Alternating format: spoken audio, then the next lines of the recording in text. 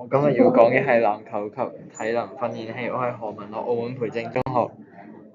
項目簡介，呢個計劃咧係提升籃球運動員嘅體能同埋技術。我哋將會使用呢個智能訓練器同埋虛擬實境技術，精確咁呢個檢測射擊嘅角度同埋力量，幫助運動員有效咁達成目標。預期成果係包括提升運動員嘅表現同埋減少受傷嘅風險，同埋增加整體競爭力，同埋促進呢個籃球運動嘅發展。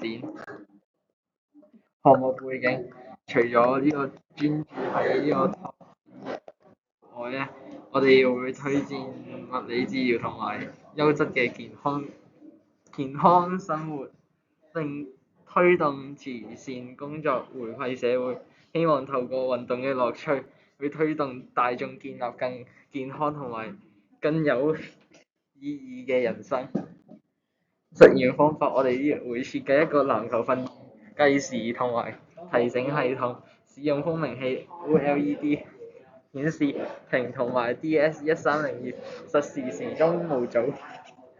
系統會設定訓練時間並使用 DS1302進行計時。OLED 顯示屏則顯示剩餘時間。當訓練結束時，蜂鳴器將發出提示音，提醒使用者結束訓練。總結呢個計劃咧，就設計咗一個籃球訓練計時器，幫助呢個運動員有效咁訓練，令佢嘅投籃技術變得更好。未來我哋會將呢個系統用喺其他運動，同埋設計有趣嘅教材，令更多人了解呢個運動嘅樂趣。